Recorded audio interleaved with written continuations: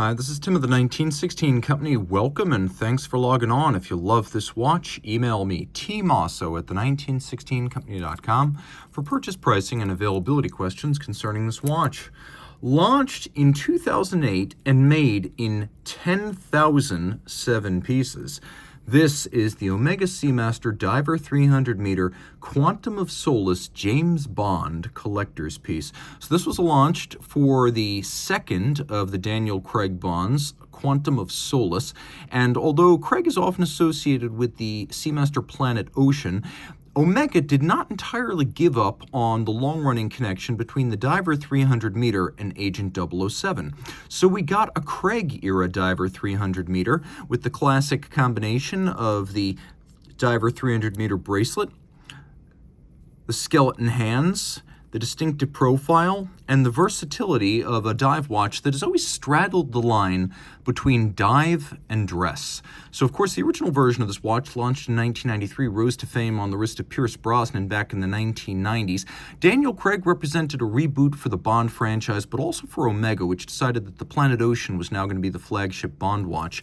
Nevertheless, I was a fan of the Bond era of Pierce Brosnan, the first James Bond I saw in theaters. So even though my watch was made in much greater quantities than 10,007 pieces, I owned the 90s Diver 300 meter. This one, like mine, in steel, 41 millimeters in diameter, 12.7 millimeters thick, 47.5 from lug-to-lug, but if you include the solid end links to the bracelet, 52.7 with a 20 millimeter spacing in between the lugs.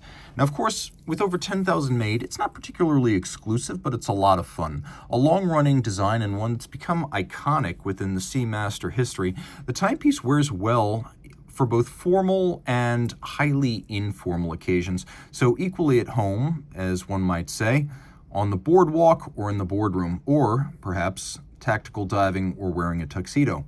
On my 16 centimeter circumference wrist, it wears easily, and it's a flat watch. As a dive watch, particularly in the coaxial era of Omega, this is quite slim, 12.7 millimeters thick, will slide underneath the cuff. Across the wrist, it's best worn on a smaller wrist with a strap, but you can see I'm having no trouble with the solid end link bracelet. I think you could probably wear it on a wrist as small as 14 centimeters with a strap and 15 centimeters circumference with the bracelet as shown. The bracelet's robust. This was one of the calling cards of the watch back in the 90s, a time when Rolex bracelets were still prolifically using stamped clasps and hollow center links. The Seamaster Diver 300 meter had an all-solid link bracelet with a thick, milled steel clasp, a swing arm that was a mighty thing, a clasp body to match, and what was, at the time, probably the best dive extension in the business. Like the rest of it, thick gauge steel, machined from the solid and very robust.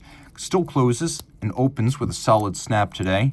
These have held up very well over the years. You can see the bracelet was always a hybrid of a dress bracelet and a sports bracelet. So we have this sort of polished intermediate design along with the satin primaries. And then there's this sort of like rolled profile. You can see how the links are rolled off to the side, giving them a little bit of the look of a dress bracelet. In profile, they're satinated. You can see here that pins and sleeves were still the way for Omega in this period. One thing I will say about them is that they do stay put, and unlike a screw, you can never strip them out and leave them stranded.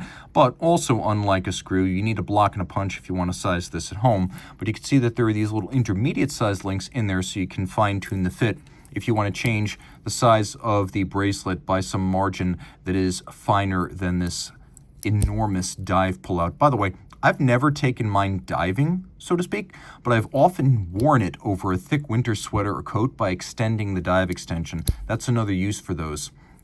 And again, you can hear how snappy this remains. Taking a quick look here, you can see we've got a little bit of 007 personalization on the clasp, but what I'm looking at is how deep and sharp the marks remain. Evidence of little and then only professional refinishing through its life. This is a very fresh watch with a lot of its original metal, perhaps all of its original metal intact. And it's a very important thing because the sharpness of these elements is part of what makes this model stand out. It is a very handsome watch. Now you can see the lyre style lugs with an outward bevel, but also an inward bevel. We've got a crown guard structure for the crown, screw down, 300 meters water resistant. Of course, being an ISO 6425 diver, it would have been tested to 125% of whatever the claimed depth is. So 300 becomes 375. That's what it would have been tested to at the factory. We have a helium escape valve, which became an iconic feature of the Diver 300 meter in the 90s. It's for saturation divers, a very niche use case. But nevertheless, in Rolex land, you have to pay for a sea dweller to get that feature. On the Diver 300 meter, you get it standard. What it does is it lets helium out of the watch. When you're surfacing with your one big decompression after an extended saturation dive, helium that has intruded into the watch needs to be released. So you open this little valve, and when internal pressure exceeds external by 2 to 3 bar, the valve will internally release the helium, preventing the discharge of the crystal and also some of the seals. That's the idea there. The bezel is relatively shallow. The knurling's not particularly sharp, so this is the kind of dive bezel you want to set before you get wet. It's always been a very mechanical and chunky 120 click action. Line up the minute hand with the bezel pearl. Now you've got a 0 to 60 minute count up reference. I've always found dive bezels more practical than chronographs in the real world and also cheaper to service down the line. You can see all of this is bright blue, and the seconds hand is loomed, which I find is important on a dive watch because particularly as you get deeper and deeper, the light becomes dimmer and dimmer. It's nice to know that your dive timer is working. A few refinements over the original Bond Seamaster of the 90s here. You can see that we have this gloss lacquer dial instead of the matte stamped Omega wave dial that came before. That would return in 2018. Keep in mind this is a collector's piece, so it was a little bit different from the standard 2008 model. But what was characteristic of the 2008 models across the board, applique indices and Omega logo and marquee, a refinement Pierce Brosnan never knew in his era when these dials were all printed. So the watch features the so-called Bond hands, which are skeletonized. Those are in contrast to the broadsword hands that were introduced in 1998 on the 50th anniversary Seamaster Diver GMT. So these are the iconic Brosnan-style hands. As you can see, there have also been some 007 specific refinements here, including the gloss-style base and the 007 counterweight to the seconds hand. We also have a watch that features coaxial era running gear. So you can see it is a coaxial. The James Bond version that I bought back in 2002 for my graduation had the Omega Caliber 1120, which was an Omega upgrade over the basic 289-282. This is the Caliber 2500, which is a coaxial upgrade over the 1120. You can't see it, but it's underneath the case back. You're going to have to take my word for it.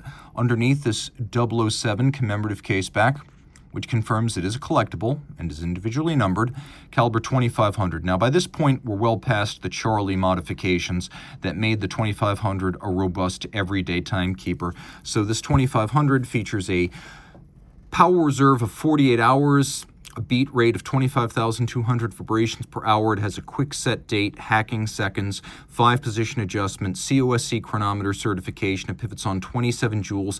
It has a free sprung balance for more precise adjustment in 5 positions and better stability against shock. The coaxial escapement replaces the sliding friction of a Swiss lever with tangential friction, which is less than sliding friction. And of course, that is a system devised by George Daniels of Britain and industrialized by Omega in 1999 after 2005's so-called 2500 Charlie, which upgraded the beat rate by downgrading the beat rate from 28.8 to 25.2, they became very reliable indeed, and thus this is both a very thin movement because it's 2892 based, and also very sophisticated because of the chronometer certification and the coaxial modifications. If you are a Bond fan, this watch hits on all cylinders. If you are not, it is still an iconic Omega. Think about how many times the Seamaster Diver was redesigned from its first appearance in 1957 through 1993 when this design finally showed up and stuck. And it has become evergreen in the same way the Rolex Submariner is an evergreen design with just small refinements between generations. This will always be an iconic Diver 300 meter. It will always be an iconic Seamaster, and that's the more important thing. This is one of the all-time great Omega dive watches. So reach out to Team Mosso at the 1916company.com for purchase and pricing details.